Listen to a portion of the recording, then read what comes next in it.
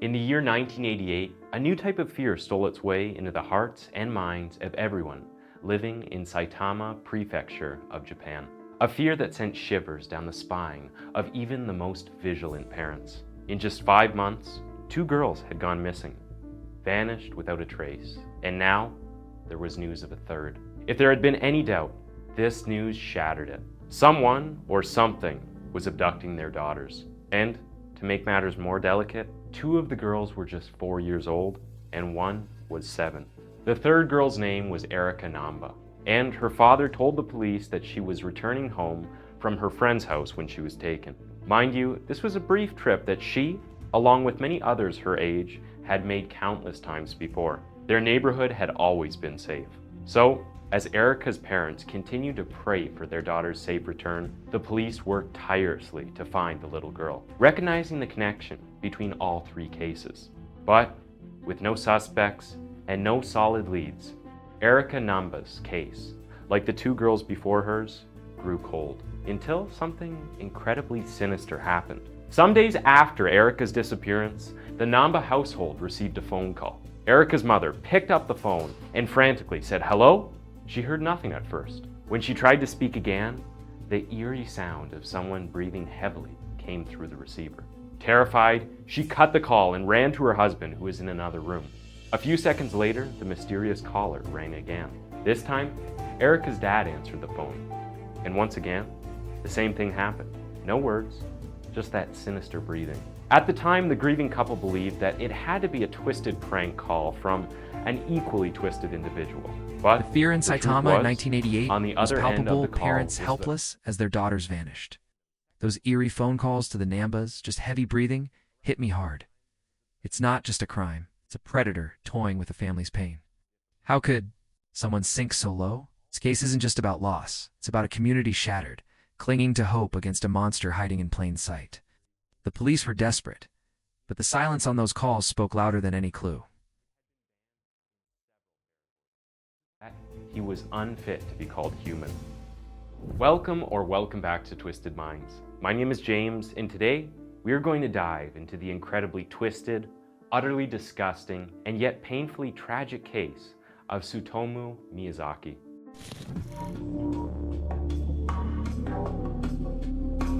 Most people have boundaries. It's what helps us maintain our status as members of society.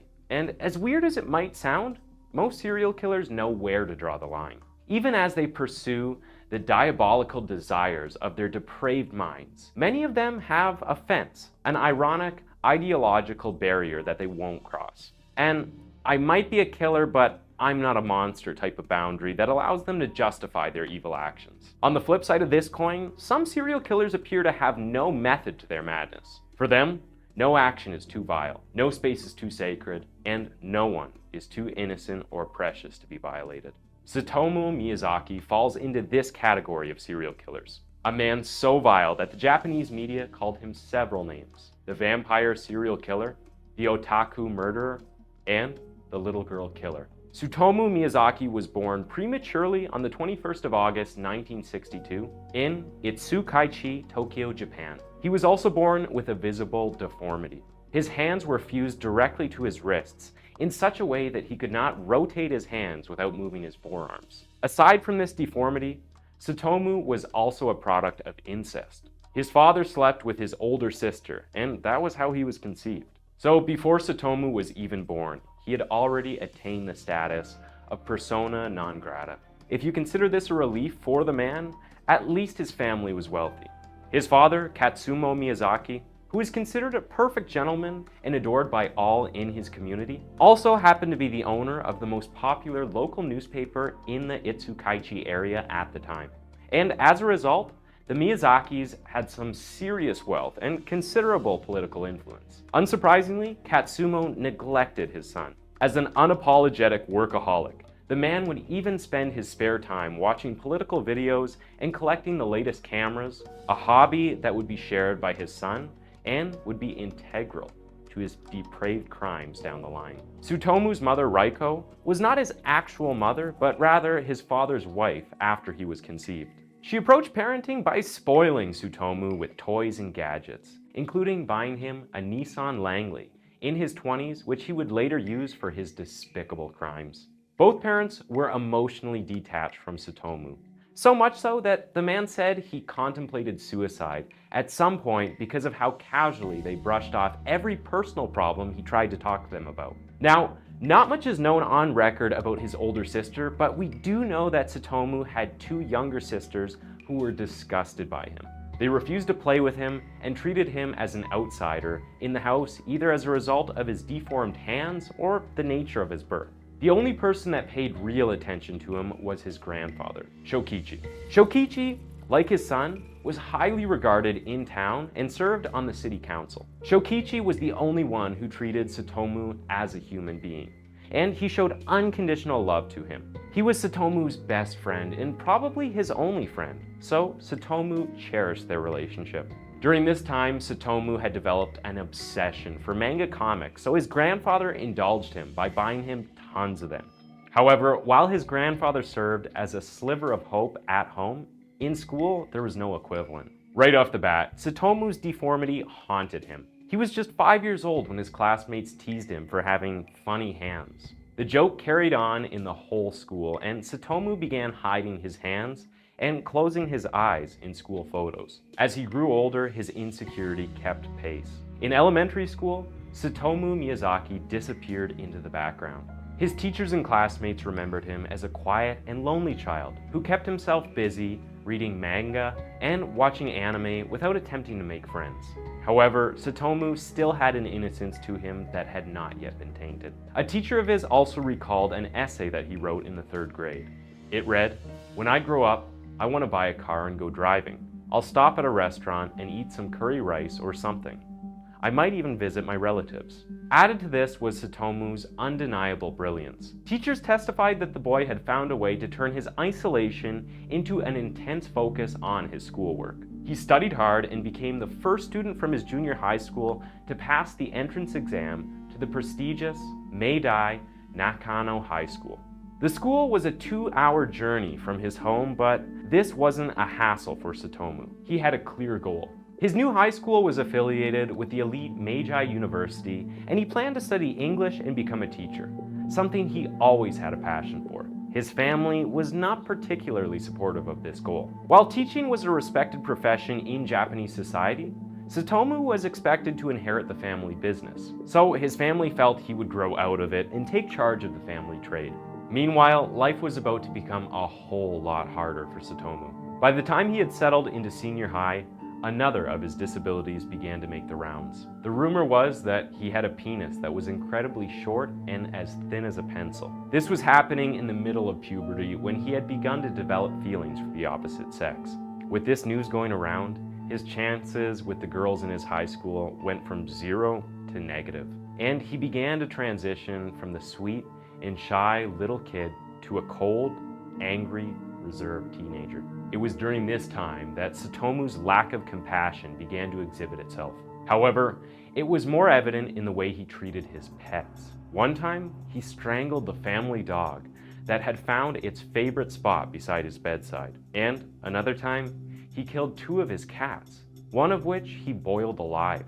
This instability extended into his education, as it also began to suffer the direct consequences of his actions. At some point during his 3 years in high school, Miyazaki began to retreat to a quiet corner to work on a comic book he was drawing, instead of attending classes or reading his books. By the time he got to his final year, he had gone from the top of his class to the 40th in a class of 56. Needless to say, his grades were so poor that he failed to receive the customary recommendation to the prestigious university he wanted. This meant he wouldn't be able to achieve his dream of becoming a teacher. Well, there'd be a whole lot longer process than most others in the field. And if you asked Tsutomu who was to blame, he would point to his disability and everyone else. At home, his family wasn't making the situation any easier for the young man. For a family like the Miyazakis, where their status was everything, Tsutomu had brought shame and disappointment to the home with his academic failure.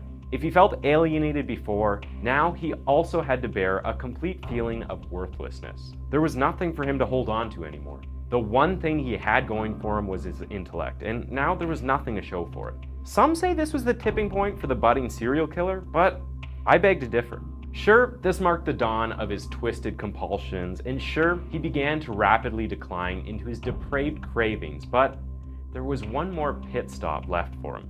Asterisk, asterisk, asterisk, asterisk, asterisk, asterisk, asterisk, asterisk, Miyazaki's. Life was a tragedy before it became a nightmare for others. Neglected, mocked for his deformities. He was an outcast in his own family. That doesn't excuse him. It's a reminder that pain can twist someone into something unrecognizable. His obsession with manga and cameras wasn't harmless. It was a gateway to his depravity. As we see his crimes unfold, think about how isolation can fester into something evil. What breaks my heart is how his victims and innocent girls paid the ultimate price for his brokenness. It's a gut punch. Knowing their trust was betrayed so brutally.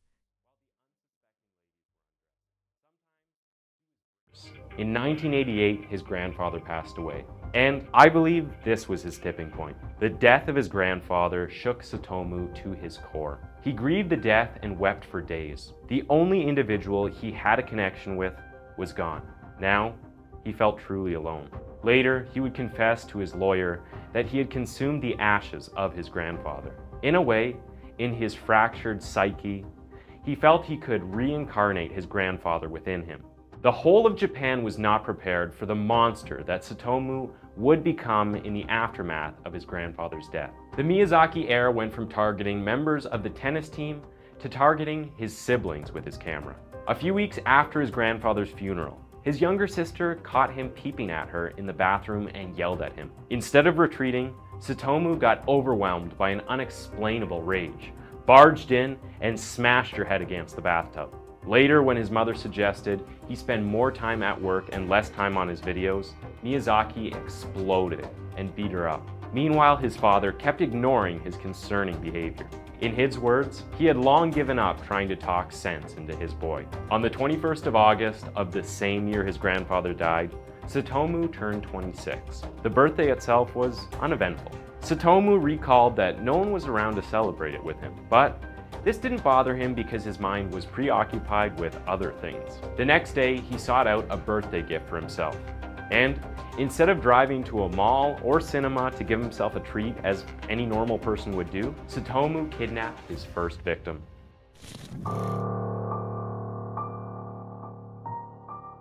On the 22nd of August, 1988, at 3 p.m. in the afternoon, 4-year-old Mari Komo was on her way to her friend's house in the Iruma Village apartment complex in Saitama to play when a Nissan Langley pulled up beside her. Tsutomu was at the wheel, and he asked the innocent little girl if she would like to go somewhere cool. Mari nodded and got into his car. Tsutomu then drove toward a highway in western Tokyo and turned right at a popular bridge that led toward Itsukaichi, his own city. The journey took an hour and a half before he came to a grinding halt on a narrow dirt road in the woods near a popular power station. Tsutomu took Mari out of the car and walked down a mountain path for 20 minutes before finally sitting some meters away in a bush. At this point, 4-year-old Mari was tired, and Tsutomu would recall that she began to cry a little. Immediately, he panicked. He thought to himself, what if she suddenly began to cry out loud? There was a popular hiking trail not too far off, and if she did, people would definitely hear her. According to Tsutomu, this was his justification for what happened next. Immediately, Mari began to cry. Tsutomu grabbed her throat and squeezed out the life from her fragile little frame. Then Tsutomu undressed Mari's dead body and proceeded with horrifying sexual acts. Then he laid out her body on the ground, packed up every piece of her clothing, and walked out of the forest to his car, leaving the naked body of the girl to rot in the woods, 31 miles away from her home. At home, Mari's father, Shigeo Kono, was trying to contain his fear as he rang the police. It was 6:23 in the evening. The neighbors hadn't seen his daughter that day, and she failed to return home. The police immediately began a search, and over 50,000 posters of Mari were passed out to local residents and shops. The police even drove around local neighborhoods in squad cars with loudspeakers, warning families not to leave their children outside unattended. The police approached the case from two perspectives. Officially, it was a missing persons case, but behind closed doors, they were treating it as a murder. Meanwhile, Tsutomu, who had left the corpse to decompose, went back to hack the limbs off the body and kept them as trophies in his home. After waiting for some time, Tsutomu burnt Mari Kono's bones and put the ashes in a box along with some of her teeth. Investigations continued. The police interviewed 2 boys who said that they had seen Mari walking behind a man toward a river, and a 38-year-old housewife also testified that she had spotted Mari with a stranger. With the help of the witness reports, they were able to pull up what would have been an accurate description. The suspect was male, around 170 centimeters tall, with a round, pudgy face that was framed by curly hair. He was wearing white slacks and a white summer sweater. There was only one problem with the description. Both witnesses reported that the suspect was in his late 30s when Tsutomu was just 26. So, while the police were interrogating all the wrong suspects, Tsutomu went on to the next stage of his depravity. Unsurprisingly, the Japanese press were all over the case. A few days after Mari's disappearance, they approached Mari's mother, Yuki Kono, for an interview. Willing to exhaust every means possible to find her child, Yuki Kono granted the interview and expressed hope that her daughter would be found alive. Tsutomu read the interview in the papers and decided to send the mother a cryptic postcard. The postcard read, "There are devils about." The police thought nothing of the note and brushed it off as a random, immature prank. Meanwhile, their hunt for Mari Kono had hit a dead end. After just 4 weeks, all the clues, leads, and suspects had been exhausted. Mari Kono's case had gone cold. She remained a missing persons case.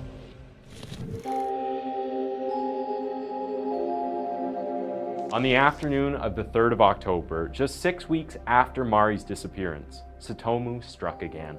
He was driving through Hano, Saitama Prefecture, when he spotted Masami Yoshizawa, a 7-year-old first grader, walking along the roadside. He convinced the little girl to get into his car, and then he drove into the same hill where he committed the first murder. There, he strangled Masami to death. Then, he began stripping her body quickly before rigor mortis could set in, so that he could make sexual advancements on the corpse. If you are wondering, Miyazaki painted the details for the investigators himself. While in the despicable act, the little girl's body shuddered involuntarily and scared Miyazaki so much that he immediately ran to his car, abandoning the corpse just a few meters from where Mari Kono's bones were still rotting under the sun. Like the case before, the police hit a dead end with Masami's disappearance. There were no leads and the case went cold not long after investigations began. However, they weren't blind to the connection between the 2 cases. There were similarities between the gender, the age of the victim, and their respective locations, considering Masami's home was only 13 kilometers from Mari's. But beyond that, there was nothing that could help them find Masami. So Masami, like Mari, was declared a missing person. On the 12th of December, barely 2 months after his last victim, Tsutomu struck once more. This time his victim was 4-year-old Erika Namba. She was returning from a friend's house when Tsutomu lured her into his car. He drove for hours and Erika began to cry. She wanted to go home. It was already night when Tsutomu pulled into a parking area at the Youth Nature House in Naguri. He told the 4-year-old to undress in the back seat and began to photograph her. Halfway through the cursed photo shoot, Erika once again began to cry,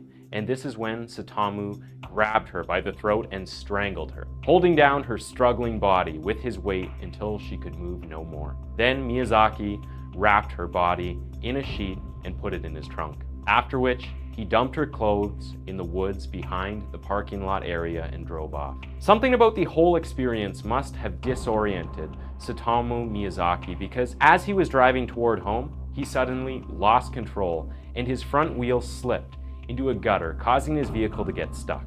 Panicking, he immediately switched on his hazard lights, retrieved Erika's body from his trunk, and ran into the dark woods with the sheet-wrapped body in his arms. By the time he returned, 2 men were standing by his car. Tsutomu had already disposed of the body and was only with the sheet, which he casually dropped in his trunk. He got the men to help lift his car, and then he got into his car and sped away, without whose daughters had been abducted, began to receive several strange phone calls. The phone would ring, but when answered, the person on the other end would say nothing. And if they didn't pick up, the phone would ring for at least 20 minutes. The Nambas were the first to report it. Then, the Konos began getting similar calls. And finally, it was the Yoshizawas. Some days later, Shinichi Namba, the father of Erika, received a postcard that was less cryptic than the one Yuki Kono had received a couple of weeks before. It read, "Erika, cold, cough, throat, rest, death." These graphic words spurred the police into treating the postcards seriously, but their efforts were frustrated. On one hand, the hunt for Mari and Masami didn't yield any discovery, and on the other hand, Erika's murder was left unexplained. The media coverage had intensified. There was pressure on all sides. Fear was palpable in the air, and everyone was rightfully terrified. Meanwhile, Tsutomu continued to capitalize on this fear. At about 6 a.m., Shigeo Kono, the father of Tsutomu's first victim, was about to leave for work when he found a box at his doorstep. He opened it, and what he found inside made him call the police immediately. There were charred remains, ashes, 10 baby teeth, and photos of what were his daughter's shorts, underwear, and sandals. There was also a single sheet of paper with 5 words on it. It read, "Mari, bones, cremated, investigate, prove." Just how twisted do you have to be to do that to someone's child and then torment them with proof? The police sent the teeth to the legal division of the Tokyo Dental University for examination, where a certain Dr. Kazuo Suzuki, after some analysis, determined that the teeth did not belong to Mari Kono. For Shigeo and his wife Yuki, this was hope. Yuki Kono expressed this hope in a public police press conference, where she announced that she believed that her daughter might still be alive and begged the abductor to release her. Unsurprisingly, Tsutomu was following the news closely, and when he saw this conference on his TV, he was incensed. He sat down and wrote a 3-page letter to the Kono household where he wrote in painstaking detail the capture and dastardly acts he committed on their daughter. He also attached more proof in the form of a Polaroid picture of their daughter. The letter was titled Crime Confession, and it was signed Yuko Imada. A segment of this letter read, "I put the cardboard box with Mari's remains in it in front of her home. I did everything, from the start of the Mari incident to the finish. I saw the police press conference where they said the remains were not Mari's. On camera, her mother said the report gave her new hope that Mari might still be alive. I knew then that I had to write this confession so Mari's mother would not continue to hope in vain. I say again, the remains are Mari's." On that same day, Dr. Kazuo Suzuki realized an error in his examination. The teeth were in fact Mari Kono's. The bones were also found to be Mari's. It was just an unnecessarily painful day for the Konos. Painful and public because the media caught wind of the confession and released it. This led to public outrage. The cruelty of the letter was beyond inhumane. This killer was a monster and had to be caught. The next day, the Saitama police finally classified the Mari Kono case as a homicide and set up a special center to investigate her abduction and murder. Handwriting experts were brought in to examine the confession note, but none could establish even the author's sex. They tried to find the Yuko Imada, but eventually realized it was just a pen name. However, they were able to identify that the snapshot of Mari was taken with a Mamiya 6x7 camera. They also determined that the box used to send the letter and postcard was the double-walled, corrugated kind often used to ship camera lenses. The typeface on the postcards was determined to have come from a photo typesetter and copied on an industrial copier. However, for reasons best known to the police, no investigations were launched into printing shops based on these clues. On the 11th of March, 1989, almost 7 months after Mari Kono was declared missing, her parents laid her to rest. With her hands and feet missing from the remains, Shigeo Kono wept at the funeral, calling out to his daughter's abductor. When she gets to heaven,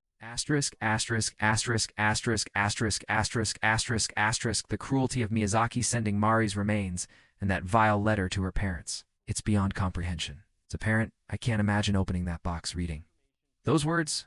It's not just murder, it's torture. The Kono's strength to endure this is humbling. The police were outmatched, but the real injustice is how Miyazaki mocked their grief. This case shows how evil doesn't just destroy lives, it rips apart families' hope. It's a stark reminder. Monsters don't always look like monsters. They can be the quiet guy next door. On the 1st of June 1989, he saw some girls playing near the Akashima Elementary School and got one of the girls to take off her panties. However, when he began to photograph her, some neighbors spotted him and chased him off. If only they had crept up on the psychopathic pervert. If only they had grabbed the monster. His next victim would still be alive today. Tsutomu's end was getting closer than he was even aware of.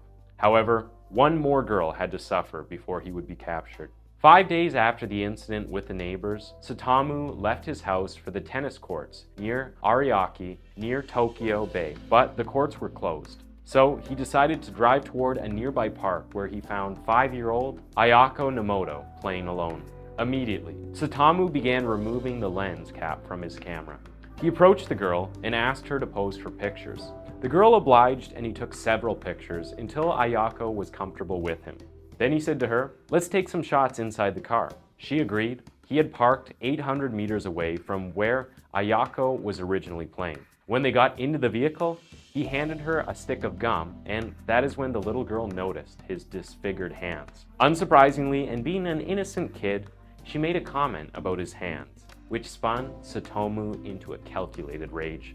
He put on a pair of vinyl gloves and menacingly seized her by the throat, hollering as he crushed her windpipe. Here's what happens to kids who say things like that. She struggled and fought back, but it wasn't enough. Then Tsutomu taped her mouth, tied her hands with a rope, wrapped her body in a sheet, and placed it in the trunk of the car. This was the first body he would take home.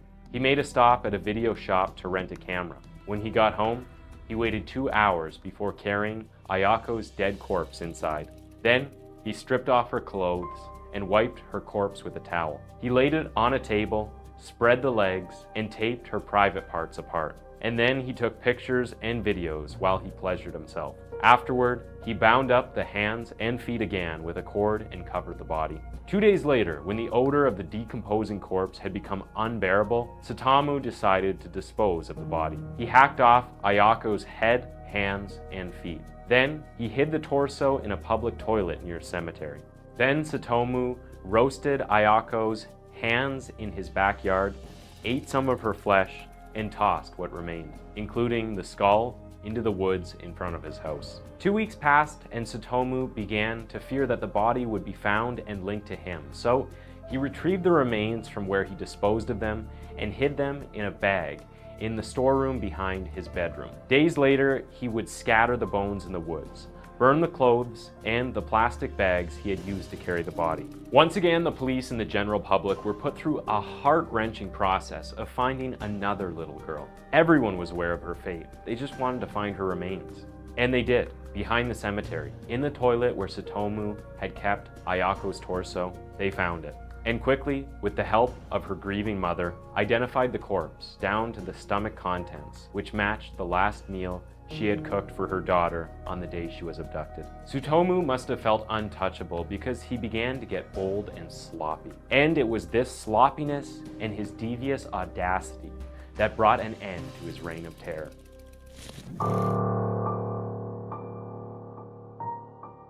On July 23, 1989, Tsutomu did something he had never done before. He approached 2 sisters playing together in a Tokyo park. After talking with them for a while, he tried to convince both girls to go with him. The younger sister agreed, but the older sister ran off. Tsutomu took the younger sister into his car and drove her into the woods, a location that was not too far from the park. After this, he proceeded to strip the little girl naked, and then he began to take pictures of her. Meanwhile, the older sister had run off to meet her dad. She told him that his daughter, her younger sister, had followed a stranger. Immediately, they both ran to the park and began searching the premise for the little girl and her abductor. By the time the man would find his daughter in the woods, Tsutomu was about to insert a zoom lens into her private parts. Descending into full rage, the man beat Tsutomu black and blue. However, as he was retrieving his daughter, Tsutomu escaped and ran away from the scene. So, wasting no time, the father of the little girl immediately called the police and they came to the scene of the crime. It seemed like the universe had already decided Tsutomu's fate because for some reason, and Even though there was every chance that he would get caught, the disgusting pervert came back for his car. And it was there that the police arrested Tsutomu Miyazaki, investigator. Meanwhile, the police blocked off his house and began searching his premises. First, they found the furnace he used to burn his victims' bodies. Then they found the skull of one of the girls. Now, the outrage we spoke about earlier was not only centered around the crimes that Tsutomu committed, but it also spilled into other subsets of the society, namely the otaku community. If you're not familiar with the term, otaku refers to anime and manga lovers. These are individuals who love, purchase, and consume Japanese illustrated and animated content. The rough equivalent in the West would be comic book fans. Because of Tsutomu's extensive library of manga panels and anime content, the media called him the Otaku Killer, which was a problematic representation for the overwhelming majority of anime and manga lovers who were harmless. On the other hand, there was outrage toward his family. He had permanently destroyed his family's name. There was no coming back for the Miyazakis after Tsutomu's crimes were revealed. Ironically, his father was also disgusted by his son's despicable deeds, and he refused to pay for his attorney. However, the trial proceeded regardless. Because of the gravity of the crime, the major debate was whether Tsutomu was sane enough to stand trial, especially after he began to blame an alter ego called the Rat Man for his crimes. During interrogations, he said that this Rat Man had forced him to do things he did. So, 3 psychiatrists were tasked with determining whether or not Tsutomu was aware of his actions, able to differentiate between right and wrong, and capable of adequately processing human emotions. The first psychiatrist deemed Tsutomu completely sane, aware of his actions, and able to recognize the gravity of his crimes even if he was without remorse. The second psychiatrist diagnosed Tsutomu as schizophrenic, and the third psychiatrist said that Tsutomu had multiple personality disorders. This, according to him, would explain why he used the alias Yoku Imada to write to the families. With these conflicting reports from 3 psychiatrists, you might think it would have been difficult for the court to decide on whether or not he was fit for trial. You would be wrong. You see, Tsutomu was a terrible liar. And this Rat Man theory, when tested, began to quickly fall apart. He claimed that the Rat Man was the one who nudged him into kidnapping his victims. In a way, you could stretch this claim enough to make it make sense. What didn't make sense was Tsutomu's ridiculous claim that several Rat Men would appear when he was alone with the girls, causing the girls to mysteriously die. I mean, there was video evidence against him, evidence that he taped himself. Yeah, no one bought the crap he was selling. The court threw out his insanity plea and sentenced him to death by hanging. And on the 17th of June 2008, Tsutomu Miyazaki was executed. And he took his family down with him. His father's newspaper company was shut down. His father grew so depressed that he jumped off a bridge and took his own life. His in-laws divorced his sisters and aunts as everyone tried to disassociate themselves from the family. When they sent Tsutomu's ashes to his father's wife, she told them she didn't want them. In her own words, they could clean it up. It was like everyone in Japan was trying to purge the memory of Tsutomu from society. But it didn't end there. The government also made a very deliberate effort to wipe the slate clean. They shut down streets where Tsutomu had parked his car during the killings. They demolished the parks where some of the girls were abducted. Every memory that linked society to the monster called Tsutomu Miyazaki was purged. No one knows where his ashes are, but it is believed that they lie beneath an unmarked grave in an undisclosed cemetery, which I frankly believe serves as the perfect finale for a man whose life brought unimaginable pain to the families of his victims. Thanks for tuning in to Twisted Minds. That was the case of Tsutomu Miyazaki, and why don't you go ahead and click on one of the 2 videos on your screen.